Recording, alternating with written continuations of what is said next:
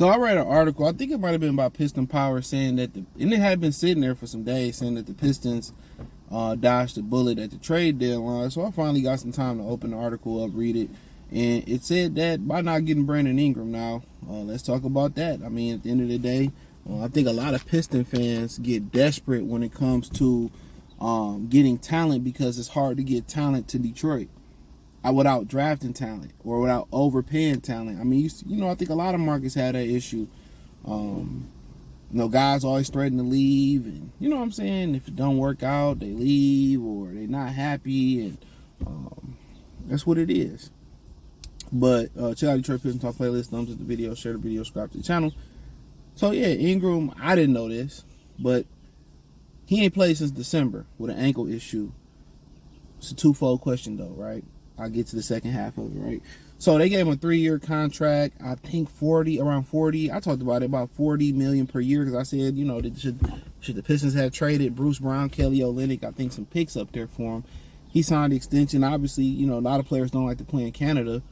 It's not that Toronto a bad city. I've been up there many years ago, but it's a dope city. I think it's the taxes, the travel, and then, back in the day, you used to be able to go through the Ambassador Bridge or the tunnel like nothing, and then 9/11 happened, so everything tightened up security. You got to have a enhanced license, you got to have passports.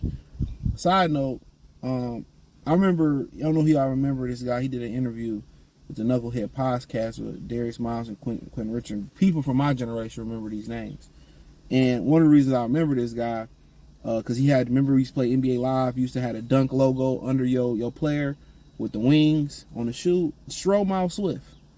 He said that he got drafted to Vancouver, and he flew there on a private jet. Didn't even need a passport. That's when the Memphis Grizzlies was the Vancouver Grizzlies. Nobody wanted to go play in Vancouver. Now, Vancouver isn't a bad place neither. It just was a shitty organization. Like Vancouver is Northwest, Oregon, Seattle. I'm thinking about visiting in there at some point pretty soon. I've never been to the Northwest. I had a female friend I was cool with in college. She was from Portland, so yeah, I always wanted to visit the Northwest, honestly.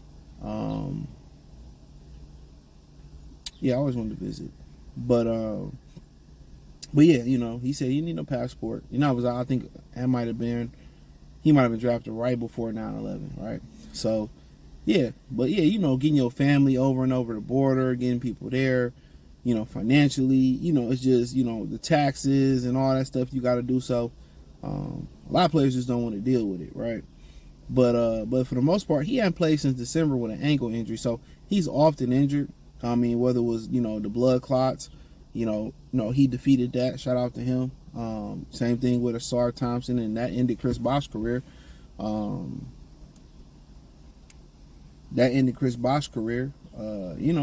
So he ain't played since December, and they said, well, the Pistons dodged the bullet. And then, you kind of do a little bit more research. A reporter just called the Toronto Raptors out because they think that they tanking. They not playing Brandon Ingram because they tanking for Cooper Flag. And ultimately, the NBA seems to reward teams with lottery bids. San Antonio, Greg Popovich lost his wife, and getting exposed that he really can't coach at Team USA. And I have nothing love for Pop. I'm just, Steven Jackson said some stuff like that, and he's more of a game manager guy. They give him Victor Wembanyama. Cleveland, get LeBron. He get to stay at home. They lose LeBron. They end up getting 2 number 1 picks. Kyrie, Andrew, or a couple of them. Anthony Bennett, Kyrie. And I believe they got Andrew Wiggins and traded him when LeBron came back. So, they send to reward certain teams in certain places. So, but it's a couple good players this year in the draft. I hear 3 top ones: Cooper Flag, Ace Bailey, and one of Ryan Harper's sons. So, they saying they really trying to tank. That he healthy enough to play, but they tanking him. They tanking for a top guy. And like I said, I got nothing against Toronto. They lost Kawhi. They trying to rebuild. It's hard to get players there. It's hard to get players anywhere. When I go to a certain market and the NBA don't market that market like they market LA and Boston, if they took that marketing machine, got more creative, got more talented people around Adam Silver, and they spotlighted everybody in the NBA, and everybody got a chance to see all the talented players in the NBA, I think it'll be better. But they chase ratings, they chase money, and when you chasing money, you chasing ratings. It has a short lifespan. So I'm chasing money, I'm getting money, but then you get to the ain't nowhere to go but off the cliff. So they gotta, put their marketing machine on a new generation. You got the TV money.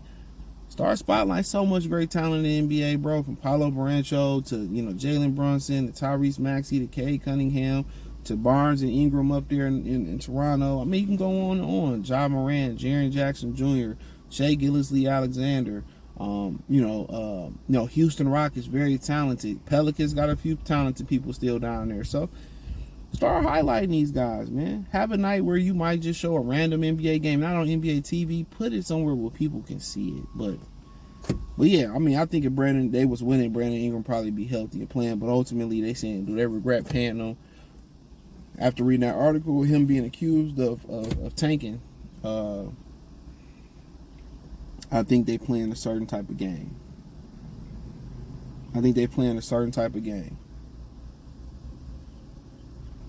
Honestly, I think they playing a certain type of game.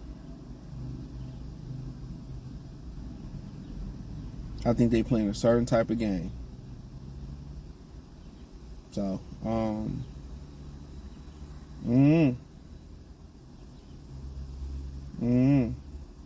but only time will tell. So, ultimately, what he would have brought to the Pistons if he was healthy, I mean, that's what they missing, just an additional scorer. So, they ain't rush it. And if anybody knew Brandon Ingram, it was Terajan Lane. They coming from the same organization.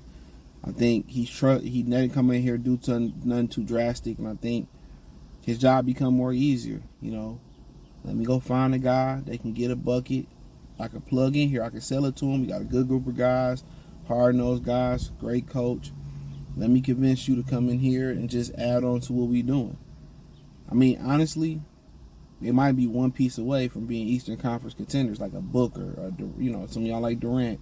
They might be one piece away from that. Plugging that in, you got an owner that want to spend the cash, plug it in, and then go from there. Develop a little bit, develop some guys. If you could develop a Sar shooting the ball, you could develop Sasser and really trust them. You got Beasley off the bench, keep Simone there. Got Stewart. They got some pieces. They just experience. Was just reps and playoff experience, and that one dude, and if you can get that one guy, if Luka can get moved, you can get that one guy. So, but hey, it is what it is. Let me know what you girls and guys think. Check out Detroit Pistons Talk playlist. Hit the link tree. Find me on X, Instagram, Spotify, Anchor, Cash App, Venmo, PayPal, Amazon, Kick, Twitch, wherever I'm in the link tree. First link in the description. It says find me everywhere. Click it. Peace.